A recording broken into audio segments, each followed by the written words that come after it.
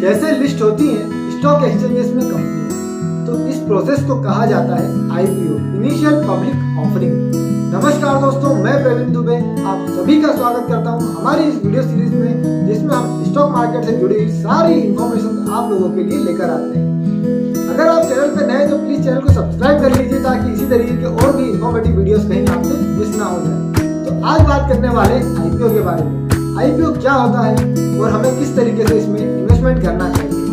तो IPO means initial public offering.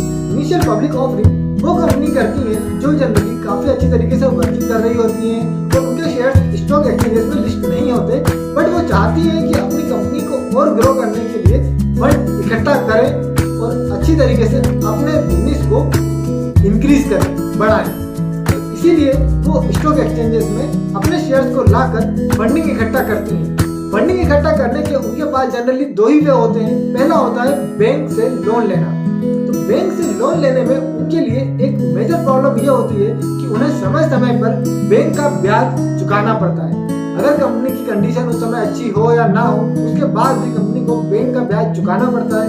अगर वो समय पर ब्याज नहीं चुका पाती है तो बैंक के ऊपर एक बड़ा लंबा चौड़ा सा डेट सामने आ जाता है, जिसको चुकाते चुकाते बैंक को बहुत प्रॉब्लम फेस करना पड़ती है। इसीलिए उनको सबसे अच्छा ऑप्शन दिखता है आईपीओ, इनिशियल पब्लिक ऑफरिंग, जहां वो शेयर्स के थ्रू पैसा इकट्ठा कर सकती है पब्लिक से। तो पब्लिक से शेयर्स के थ्रू पैसा इकट्ठा करने के लिए कंपनी को सेबी की कुछ गाइडलाइंस फॉलो करनी होती है। उन गाइडलाइंस को फॉलो करने के बाद वो कंपनी एक्सचेंज बोर्ड में अपने शेयर्स को लिस्ट कर सकती है। कंपनी सबसे पहले ऑफर करती है। ऑफर जो आता है वो 3 से 5 दिन के लिए आता है जनरली। इसमें कंपनी बोलती है कि आप हमारे शेयर्स को बिडिंग कर सकते हैं। इनिशियली आप हमारे शेयर्स को परचेज कर सकते हैं। शेयर्स को परचेज करने के लिए अप्लाई करना होता है, बिडिंग लगानी होती है। वो बिडिंग मिनिमम 1 लॉट से लेकर 13 लॉट तक की हो सकती है। मिनिमम 1 लॉट जो आप परचेज करेंगे वो जनरली होता है 15,000 रुपए के आसपास का। 14,000 से 15,000 रुपए के बीच का 1 लॉट आपको मिल जाने वाला है जब आप अप्लाई करते हैं। और यदि आपको शेयर्स अलॉट होने वाले हैं आईपीओ के थ्रू, तो आपको उसके अप्लाई डेट जो शेयर की क्लोजिंग आईपीओ की क्लोजिंग डेट होगी, उससे 4-5 दिन बाद शेयर्स अलॉटमेंट का मेल या नोटिस आ जाएगा। इन केस अगर आपको अलॉट नहीं होने वाले हैं तो आपका पैसा रिफंड हो जाता है अलॉटमेंट की next day he. In case अगर आपको अलॉटमेंट लेटर मिल चुका है तो अलॉटमेंट लेटर के 1 दिन बाद आपको आपके डीमैट अकाउंट में शेयर्स क्रेडिट हो जाते हैं और उसके नेक्स्ट डे शेयर्स लिस्ट हो जाते हैं एक्सचेंज बोर्ड में। अब आप एक्सचेंज बोर्ड के थ्रू शेयर्स को बाय और सेल कर सकते हैं 1% टू अनदर पर्सन। अब यहाँ पे कंपनी का कोई भी रोल प्ले नहीं रह जाता। कंपनी को जो पैसा आने वाला था आईपीओ के थ्रू वो उसके पास आ चुका होता है और कंपनी इस पैसे को यूटिलाइज कर सकती है। जनरली जो आईपीओ के थ्रू जो पैसा इकट्ठा करती है कंपनी, उसमें 2 तरह के इशू होते हैं। पहला होता है fresh issue. Fresh issue means वो पैसा जो कंपनी अपने यूटिलाइजेशन में रहने वाली है, चाहे वो अपना प्रीवियस डेट को कवर करने में करे या अपने कुछ नए रिफॉर्म्स में। सेकेंड होता है जो कंपनी अपने एक्जिस्टिंग शेयर्स को, प्रमोटर्स अपने एक्जिस्टिंग शेयर्स को बेचते हैं, जिसको बोला जाता है कि वो कंपनी ऑफर फॉर सेल है।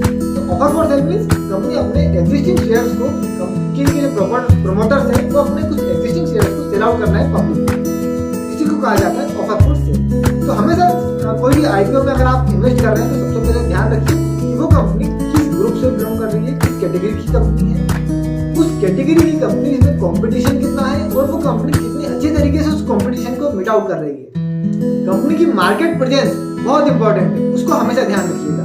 कंपनी की मार्केट प्रेजेंस अच्छी होना चाहिए, साथ में कंपनी के पास कोई ज्यादा डेट ना हो और कंपनी पिछले कुछ क्वार्टर्स में या पिछले कुछ सालों में काफी अच्छी तरीके से अर्निंग्स दिखा रही हो।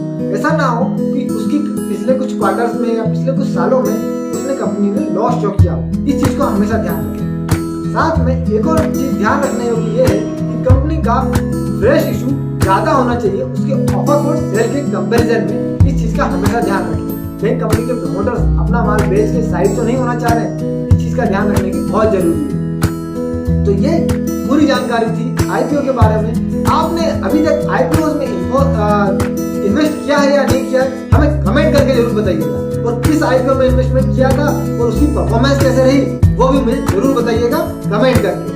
तो ये थी आईपीओ के बारे में इन्फॉर्मेशन। आप भी आईपीओ में इन्वेस्टमेंट करना चाहते हैं और अभी तक आपने आईपीओ में कोई भी इन्वेस्टमेंट नहीं किया है तो सबसे पहले जरूरी है आप अपना डीमैट अकाउंट ओपन करें। डीमैट अकाउंट अगर अभी आपने ओपन नहीं किया है, ओपन करना चाहते हैं तो डिस्क्रिप्शन में मेरा कॉन्टैक्ट नंबर है, आप कॉन्टैक्ट कर सकते हैं मुझसे। आप डीमैट अकाउंट ओपन करने के लिए आप डीमैट अकाउंट ओपन करके बहुत इजीली आईपीओ के लिए अप्लाई कर सकते हैं। आज के इस लेक्चर में इतना ही, फिर मिलते हैं नेक्स्ट वीडियो में, तब तक के लिए